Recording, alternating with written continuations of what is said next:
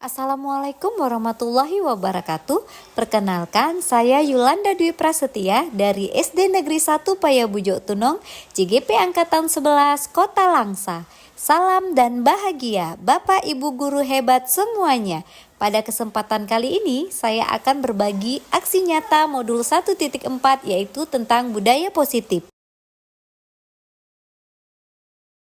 Saya akan menyebarkan pemahaman dan penyebaran pengalaman budaya positif kepada rekan guru di SD Negeri 1 Payabujok Tunong, Kota Langsa.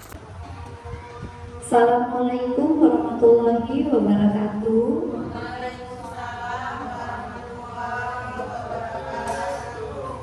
Baik, pertama-tama marilah kita panjatkan puji syukur atas kehadiran Allah Subhanahu wa Ta'ala, yang mana kita diberikan kesehatan sehingga kita dapat berkumpul di ruangan yang indah ini.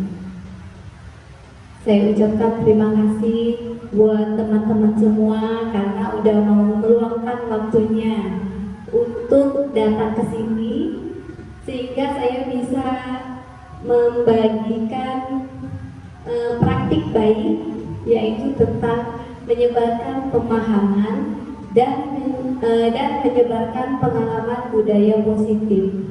Ya, kalau nama udah kenal kan, nama saya adalah Yulanda Dwi Prasetya, CGP Angkatan 11, Kota Langsa. Next. Bapak Ibu, biar lebih semangat lagi, mari kita SDK bisa? Boleh? Oke, baik, semuanya berdiri. Sama-sama ya, bergerak ya.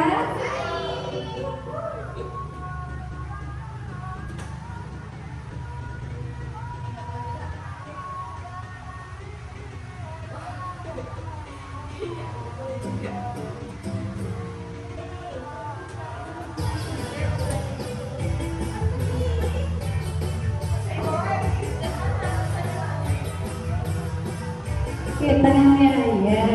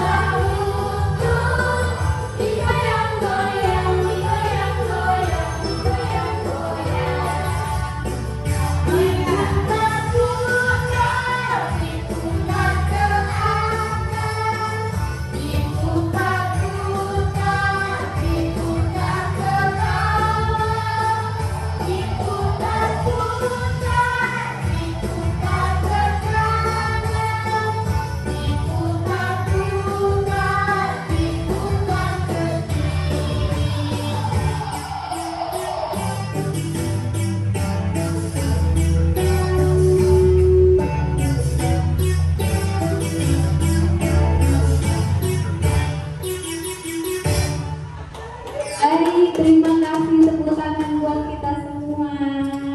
Terima kasih ya Bapak Ibu udah semangat.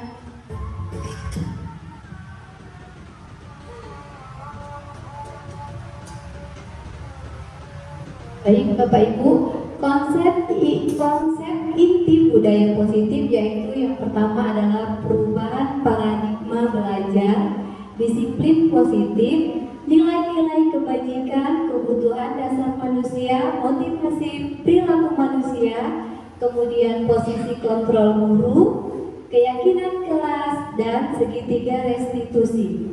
Next.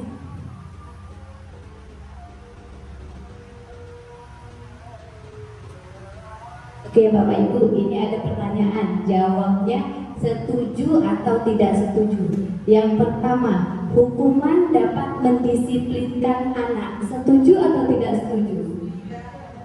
Hah? Oke, siapa yang jawab setuju? Yang jawab tidak setuju? Oke baik, jawabannya benar, tidak setuju. Tidak setuju. Jadi hukuman itu tidak dapat mendisiplinkan anak. Kemudian pertanyaan yang kedua, pemberian hukuman dengan hal positif seperti membaca atau membersihkan halaman sekolah dapat meningkatkan disiplin anak. Setuju atau tidak setuju? Yang ini setuju, setuju. Ya benar Bapak Ibu, setuju. Kemudian jawabannya benar ya, setuju ya. Kemudian yang ketiga, memberi penghargaan dapat meningkatkan motivasi belajar anak. Setuju. Yang jawab tidak setuju? Ayo, memberi penghargaan dapat memotivasi belajar anak. Yang jawab setuju? Yang tidak setuju? Oke, benar Bapak Ibu. Jawabannya tidak setuju. Karena kalau kita memberi penghargaan anak itu sifatnya hanya sementara. Anak nggak akan minat belajar lagi jika tidak ada hadiah. Ya, jadi mereka itu bukan mengharapkan ini, mereka hanya mengharapkan hadiahnya. Jadi memang benar bisa memotivasi belajar anak, tapi ini dia tidak jangka panjang, hanya sementara. Next, Ibu.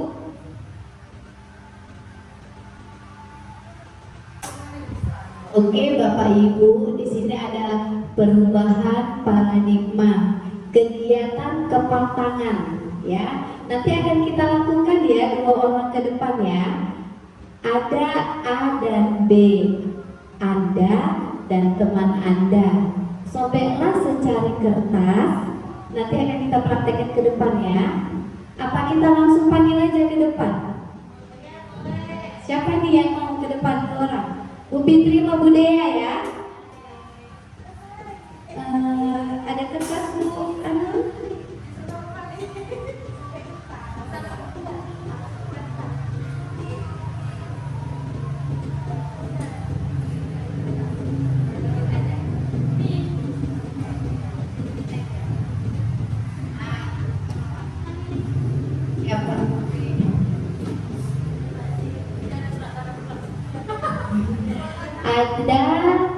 Ada A dan B, Anda dan teman Anda.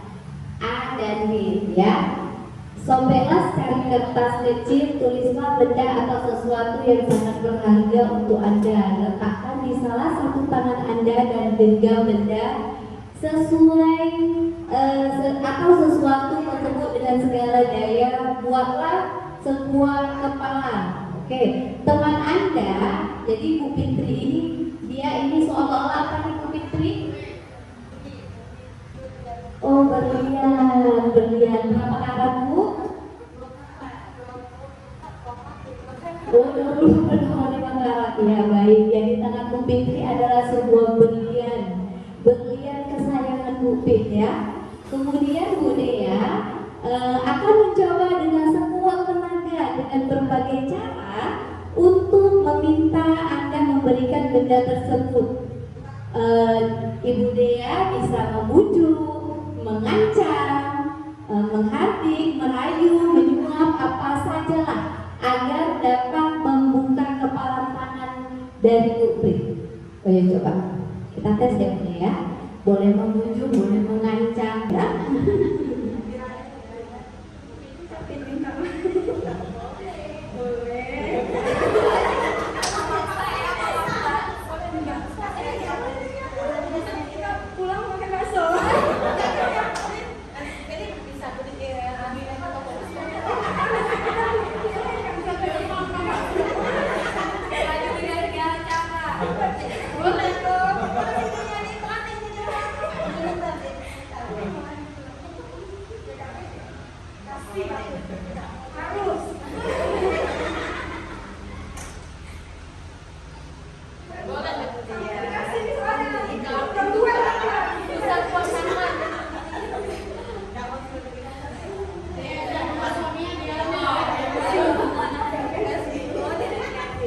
Baik, apa yang terjadi?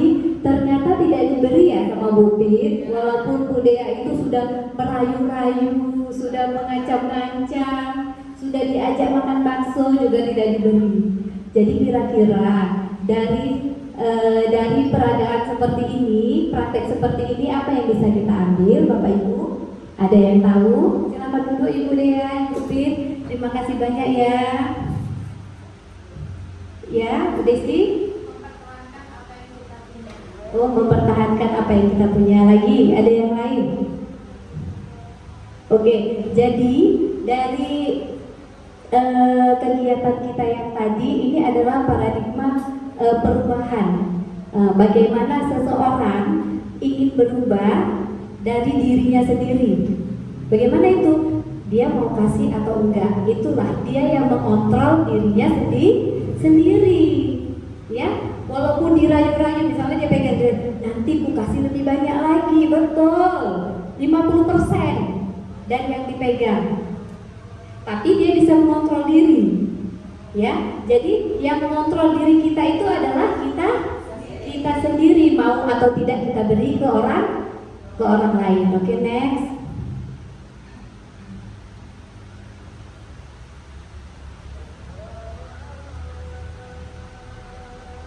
Oke, perubahan paradigma stimulus respon teori kontrol atau teori pilihan. Siapa sesungguhnya yang memiliki kontrol? Ya, kayak tadi kan stimulus respon dan teori kontrol. Jadi kita mencoba mengubah orang agar berpandangan sama dengan kita. Kemudian kita berusaha memahami pandangan orang lain tentang dunia. Jadi ini adalah perubahannya. Ya, kemudian perilaku buruk dilihat sebagai suatu kesalahan. Jadi semua perilaku itu ada tujuannya. Ya, jadi semua perilaku buruk itu belum tentu itu buruk. Terkadang di balik itu ada tujuannya. Kemudian orang lain bisa mengontrol saya, hanya Anda yang bisa mengontrol diri Anda seperti tadi ya, udah kita pelajari. Kemudian saya bisa mengontrol orang lain. Anda tidak bisa mengontrol orang lain.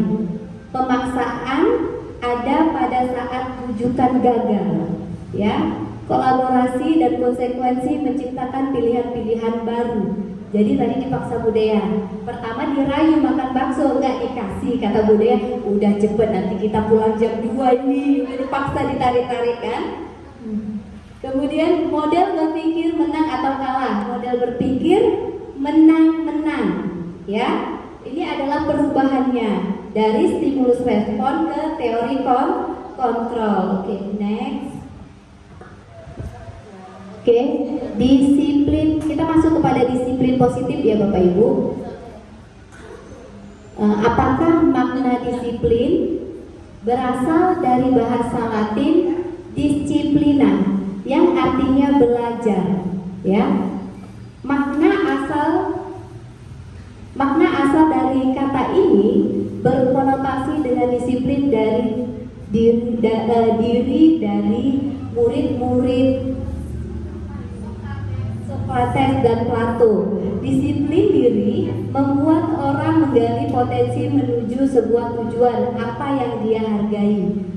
Namun dalam budaya kita, makna kata disiplin telah berubah menjadi sesuatu yang dilakukan seseorang pada orang lain untuk mendapatkan kepatuhan.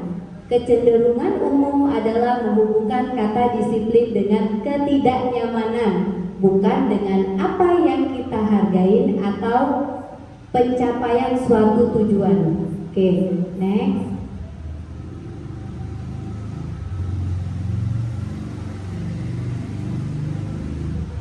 Nilai-nilai kebajikan universal. Oke, nilai-nilai kebajikan adalah sifat-sifat positif manusia yang merupakan tujuan mulia yang ingin dicapai setiap individu. Nilai-nilai tersebut bersifat universal dan lintas bahasa, suku, bangsa, agama maupun latar belakang, maaf ya. Setiap perilaku atau perbuatan memiliki suatu tujuan. Itu kata Dr. William Wallace pada teori kontrol 1984. Dengan mengaitkan nilai-nilai kebajikan yang diyakini seseorang, maka motivasi intrinsik akan terbangun sehingga menggerakkan motivasi dari dalam untuk dapat mencapai tujuan mulia yang diinginkan. Itu kata Dian Gosen 1998. Oke, nilai-nilai kebajikan yang ingin dicapai oleh setiap anak Indonesia kita kenal dengan profil pelajar Pancasila. Yang pertama yaitu beriman dan bertakwa terhadap Tuhan Yang Maha Esa dan berakhlak mulia. Kemudian yang kedua mandiri, yang ketiga bernalar kritis, yang keempat berkebinekaan global, yang kelima bergotong royong, dan yang terakhir itu adalah kreatif.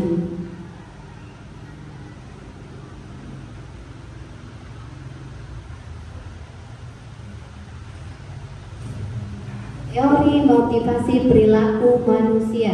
Yang pertama adalah untuk menghindari ketidaknyamanan atau hukuman. Apa yang akan terjadi apabila saya tidak melakukannya? Itu adalah motivasi eksternal. Yang kedua, untuk mendapatkan imbalan dari orang lain atau institusi. Apa yang akan saya dapatkan apabila saya melakukannya? Itu adalah motivasi eksternal. Kemudian yang ketiga, untuk menghargai diri sendiri, saya akan menjadi orang yang seperti apa bila saya melakukannya. Itu adalah motivasi eksternal dengan tujuan disiplin positif.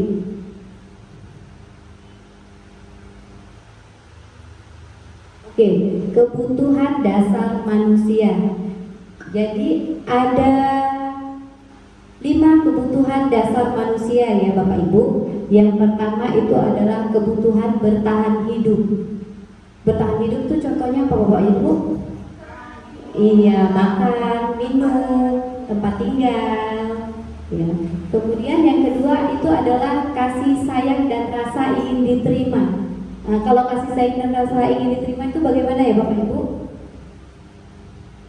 Kebutuhannya yaitu dicintai oleh keluarga, teman-teman, dan lingkungan sekitar. Kemudian penguasaan. Penguasaan itu bagaimana ya? Ada yang tahu Bapak Ibu? Penguasaan di diri. Kemudian kebebasan. Kebebasan itu bagaimana? Tanpa ada paksaan. Dan terakhir yaitu kesenangan. Jadi ini adalah 5 kebutuhan dasar manusia.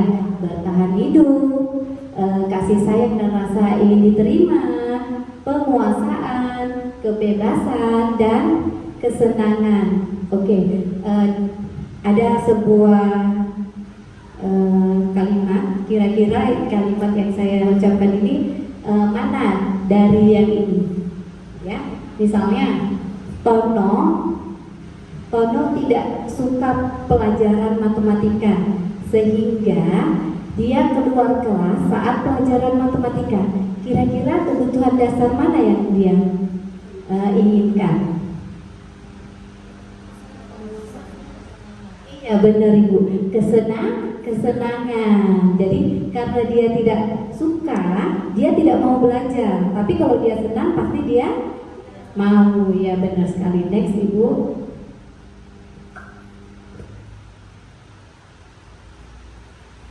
Oke, kebutuhan dasar manusia yaitu bertahan hidup, yaitu kebutuhan yang bersifat fisiologis untuk bertahan hidup, misalnya kesehatan, rumah, dan makan. Kebutuhan biologis seperti bagian dari proses reproduksi, kemudian komponen psikologis yang meliputi kebutuhan akan perasaan aman.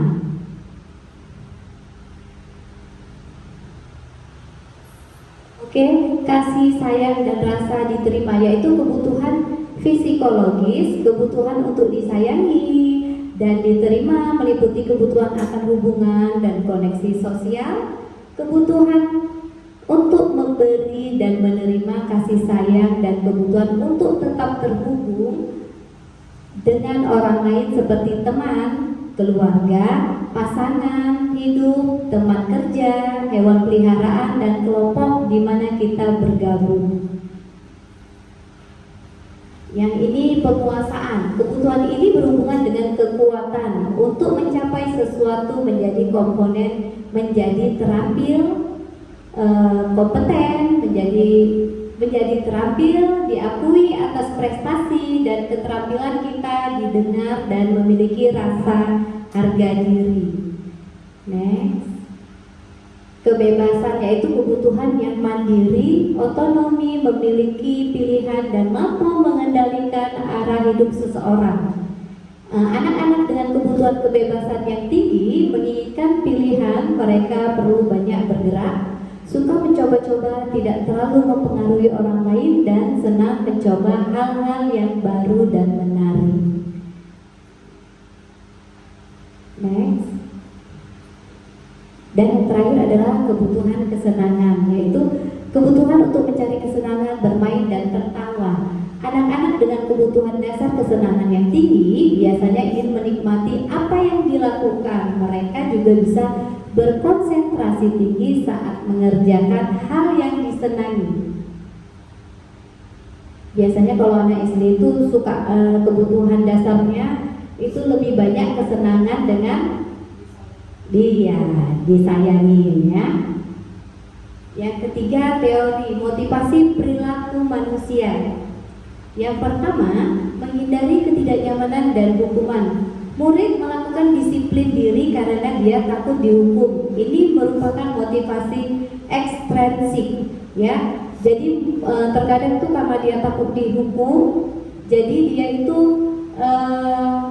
mengikuti. Jadi itu dengan paksaan nggak Bu? Dengan paksaan ya kan? Nah, kemudian yang kedua, mendapatkan imbalan atau penghargaan dari orang lain. Murid melakukan disiplin diri karena dia ingin mendapatkan imbalan. Ini merupakan motivasi ekstrinsik ya.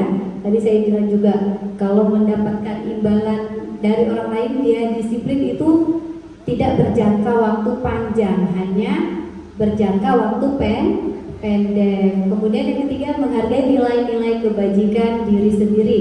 Murid melakukan disiplin diri karena sadar akan kebijakan dirinya. Ini merupakan motivasi intrinsik.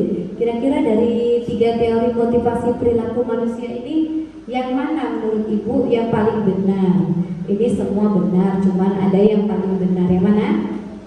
Oh iya benar, yang ketiga ya. Dia memang untuk menghargai dirinya sendiri, melakukan sesuatu, melakukan disiplin untuk menghargai dirinya sendiri. Kalau begini ini akan berjangka panjang ya Bapak Ibu. Next.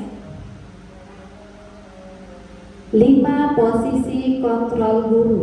Yang pertama adalah penghukum, yang kedua pembuat rasa bersalah, yang ketiga teman, yang keempat pemantau, dan yang kelima terakhir adalah manajer. Kira-kira Bapak Ibu ini di posisi mana? Teman. Ya, di posisi teman. Oke. Jadi kalau di posisi, jangan sampai di posisi penghukum ataupun di posisi pembuat rasa bersalah. Kalau di posisi hukum kan murid kita membuat sesuatu, kamu lari lapangan 10 kali, itu namanya kita di posisi hukum. Kalau membuat rasa bersalah bagaimana Bapak Ibu? Nah iya benar, anak muridnya terlambat. Tono, kamu terlambat setiap hari. Gara-gara kamu saya ditegur sama ibu kepala sekolah, nak. Ibu dimarah-marahin. Nah, itu namanya pembuat rasa bersalah, ya. Menjadikan murid itu menjadi rendah diri, ya. Ya, rendah diri, menjadi tidak enak begitu. Kemudian kalau teman memang posisinya bagus, tapi cenderung murid itu menjadi tidak ini ya sama kita. Kalau dibilang tidak sopan ya enggak juga ya, apa namanya ya, kurang menghargai kayak gitu kan. Kalau posisi teman kan, iya. Kemudian sebagai pemantau, kalau pemantau bagaimana Bu?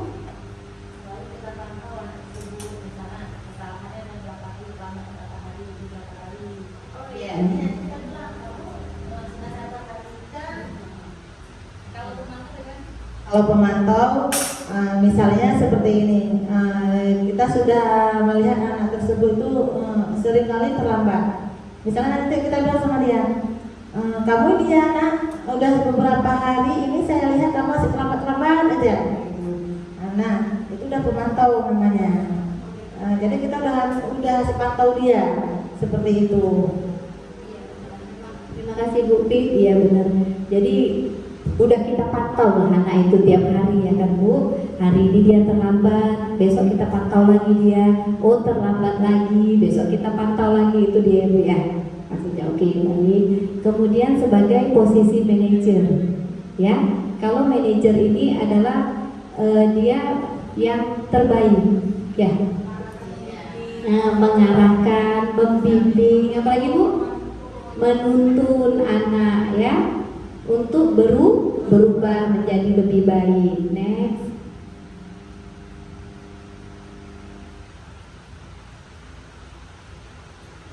Oke, ini dia contoh penerapan 5 posisi kontrol. Yang pertama itu penghukum.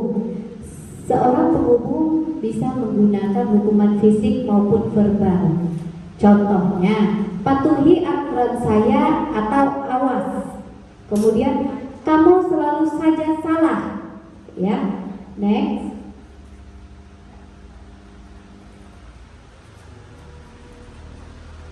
Membuat rasa bersalah. Biasanya guru akan bersuara lebih lembut dengan menggunakan keheningan yang membuat orang lain merasa tidak nyaman dan bersalah. Contohnya, ibu sangat kecewa sekali dengan kamu. Gimana coba kalau orang tua kamu tahu kamu berbuat begini? Memang ngomongnya lembut ya Bu, tapi di hati kena ya. Next. Oke, posisi teman ya. Kalau posisi teman itu biasanya contohnya, ayo bantu demi ibu ya nak. Ya sudah Kak, ya sudahlah kali ini tidak apa-apa. Nanti ibu bantu bereskan. Oke, next. Next Ibu Anon. Oke, posisi pemantau yaitu contohnya peraturannya apa? Apa yang telah kamu lakukan? Ya, jadi dipantau terus setiap hari.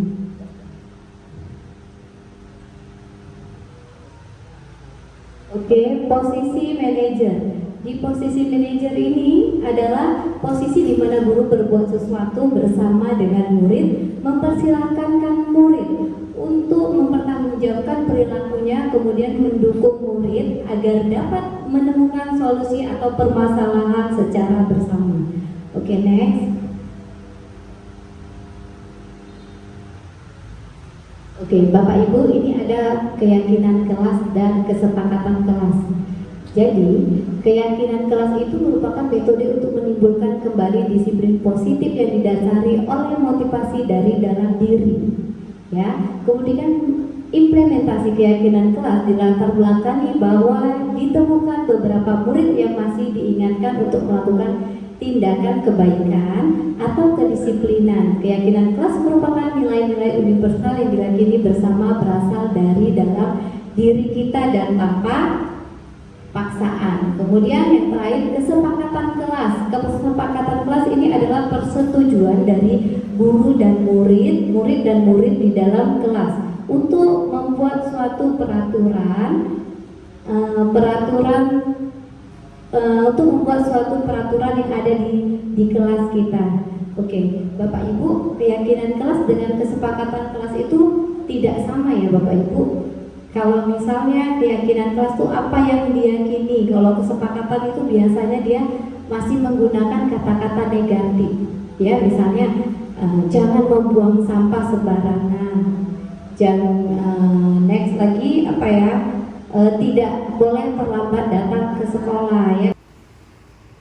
Oke Bapak Ibu, saya menggunakan segitiga restitusi karena ada siswa saya, kasusnya adalah siswa saya yang terlambat.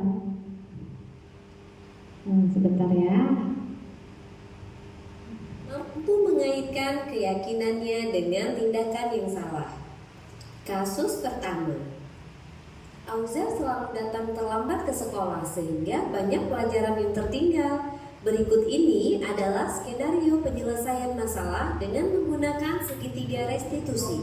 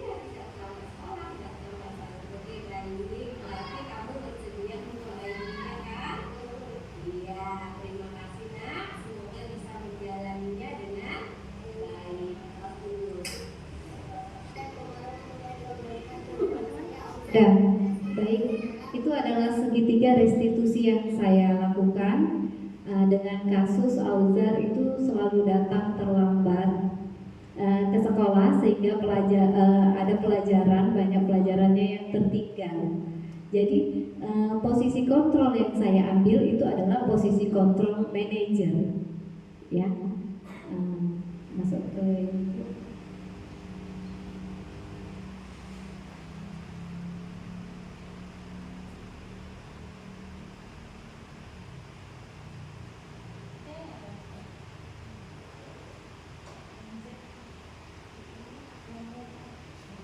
next Bu.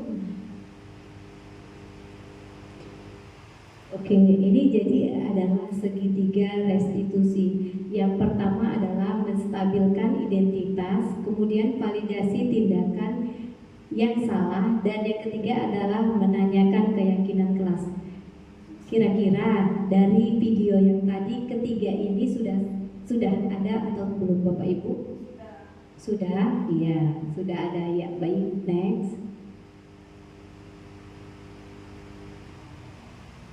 Segitiga restitusi itu adalah suatu proses dialog yang dilakukan guru atau orang tua agar dapat menghasilkan murid yang mandiri dan bertanggung jawab.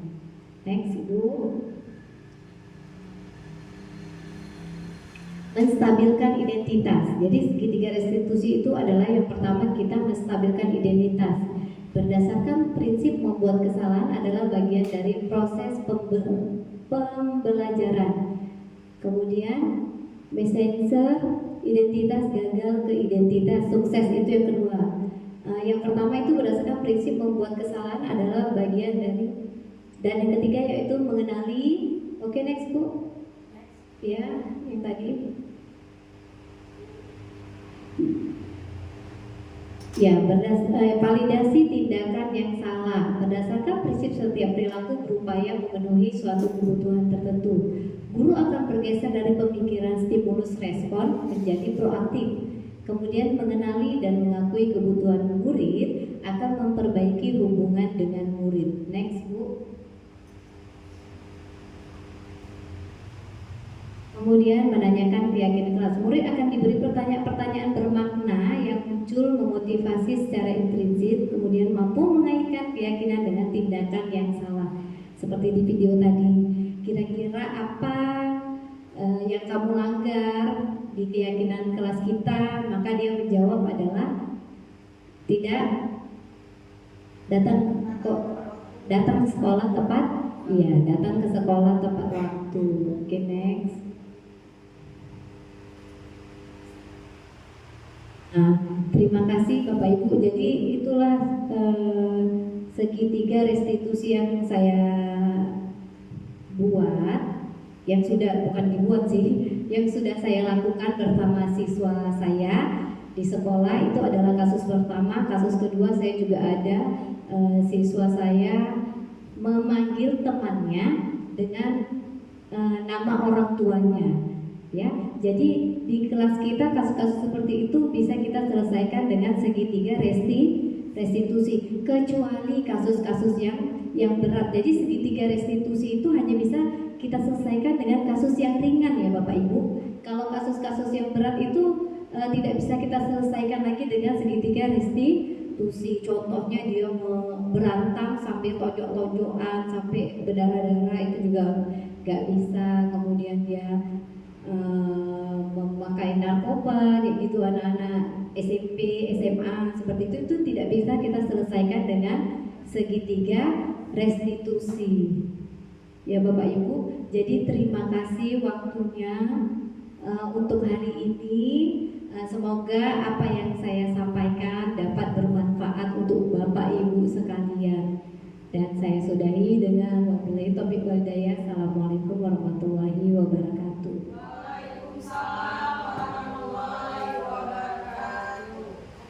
Membuat keyakinan kelas bersama murid-murid. Jadi kalian tulis di dalam sini untuk kesepakatan kelas kita yang pernah kita buat di kelas berapa? 5. Yang di kelas 5 kalian tulis. Nanti setelah tulis boleh kalian tempel di sini. Ya, yang nantinya kesepakatan kelas ini akan kita ubah menjadi keyakinan kelas. Ya, kalau udah keyakinan kelas itu harus diapain nak? Harus kita lakukan, harus kita jalankan. Baik. Tulisnya jangan terbalik ya. Tulis soalkan.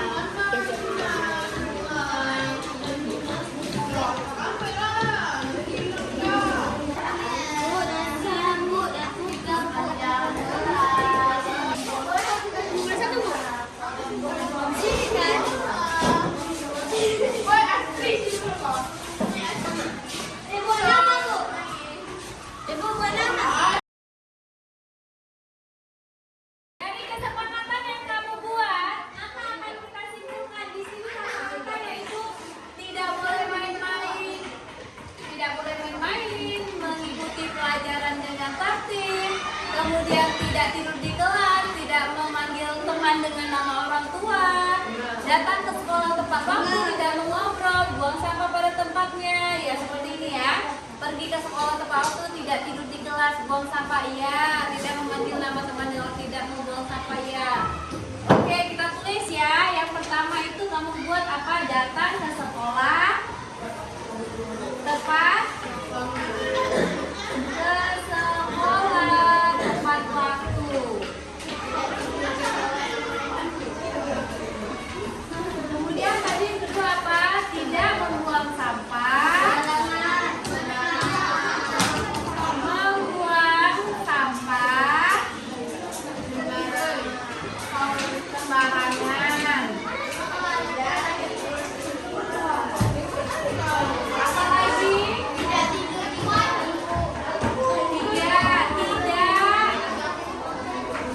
makan di kelas. Saat jam pembelajaran.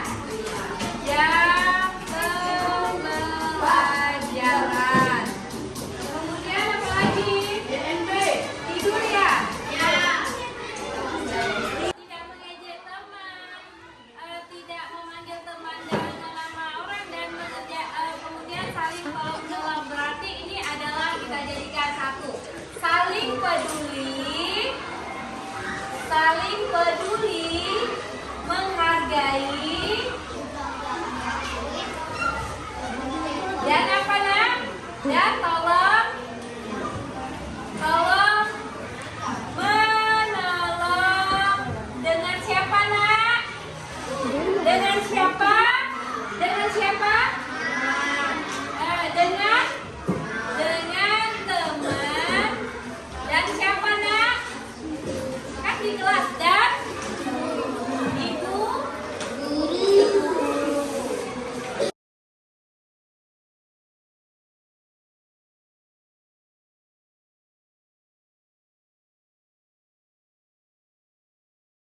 Assalamualaikum warahmatullahi wabarakatuh. Saya Dila kelas 6B. Perasaan saya sangat senang sekali tentang keyakinan kelas. Sangat penting karena dapat membuat kita bertanggung jawab, disiplin dan menghargai diri sendiri dan orang lain. Demikian, Assalamualaikum warahmatullahi wabarakatuh. Berikut adalah penerapan segitiga restitusi yang saya lakukan di sekolah. Bagaimana kabar kamu Salman? Alhamdulillah. Apa kamu baik-baik saja hari ini? Sebenarnya saya lagi tidak baik-baik saja, Bu. Oh, sebenarnya ibu memanggil kamu ke sini karena ibu mendapat laporan dari teman kamu. Tadi kamu habis bertengkar dengan Niko ya? Iya. Apa betul nak? Iya, Bu. Betul. Sebenarnya apa yang terjadi? Saya kesal, Bu. Saya marah. Niko ngejek saya, Bu. Oh, ya, ibu paham sekali dengan perasaan kamu. Rasa marah yang kamu rasakan tentu sangat manusiawi. Mungkin ibu juga akan marah jika di posisi kamu. Iya, Bu. Lalu apa yang kamu lakukan kepada Niko? Tanpa sadar saya marah dan mendorongnya. Kamu dorong. Iya, Bu. Iya, ibu paham. Tentu kamu punya alasan kamu mendorong Niko. Kalau ibu boleh tahu apa yang membuat kamu marah kepada Niko? Saya marah sekali, Bu, karena Niko selalu memanggil saya dengan nama orang tua saya. Oh, ya itu wajar sekali jika kamu merasa kesal dan marah kepadanya karena sudah mengolok-olok nama orang tua kamu. Iya, Bu. Iya. Ibu merasa bersyukur nak, kamu tidak melakukan tindakan yang lebih dari itu. Misalnya kamu memukul teman kamu sepak teman kamu.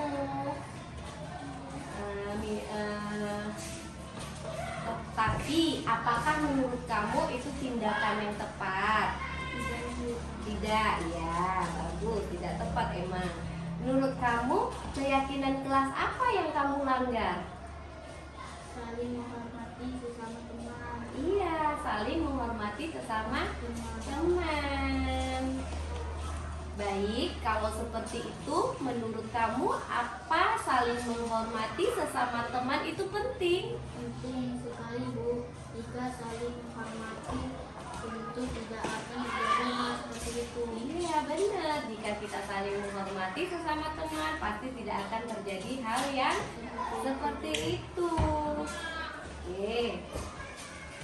Jika begitu menurut kamu apa yang harus kamu lakukan?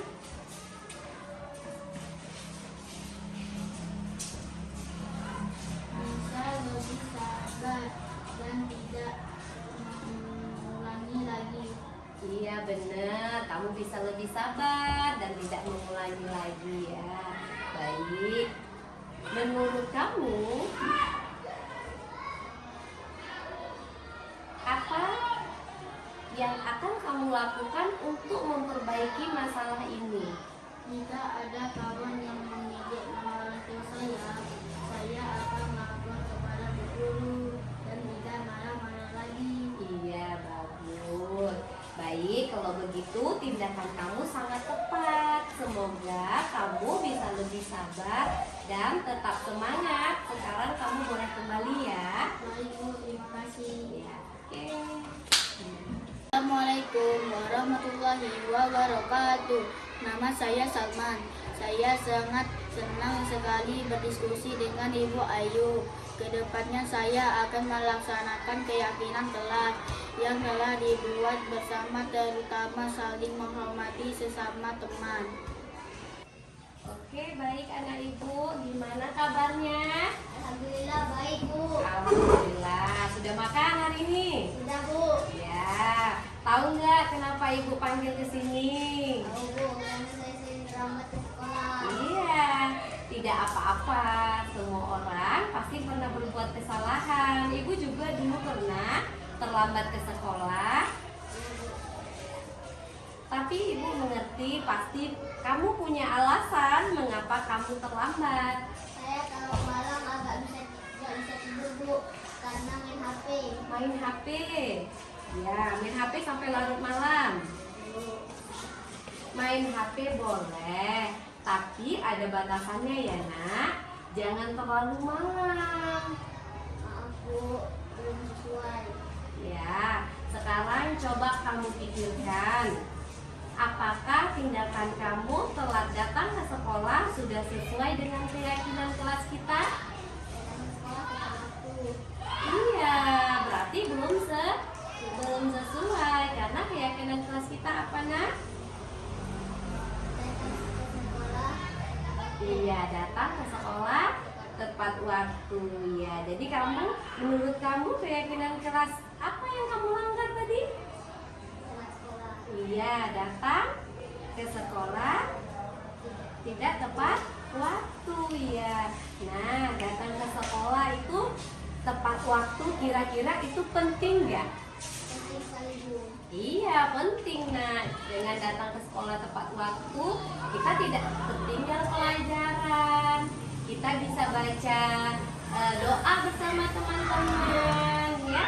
Kalau menurut kamu penting, kira-kira apakah yang kamu lakukan?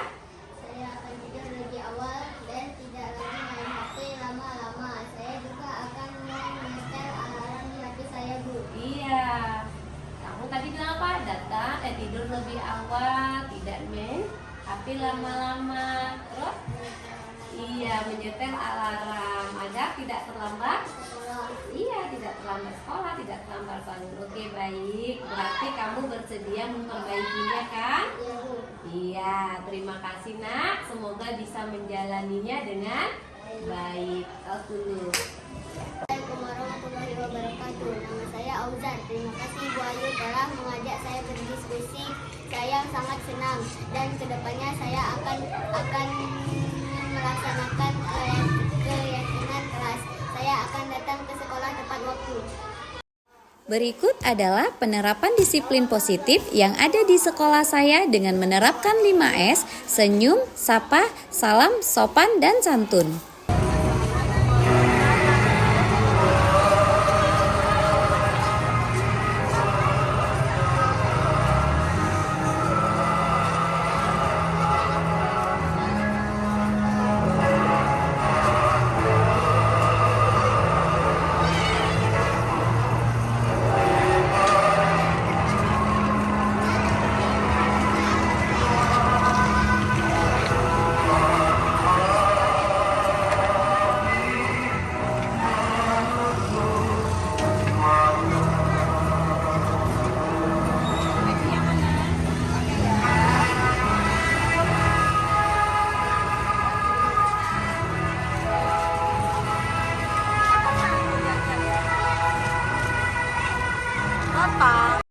Terima kasih telah menyaksikan video saya. Semoga bermanfaat. Wassalamualaikum warahmatullahi wabarakatuh.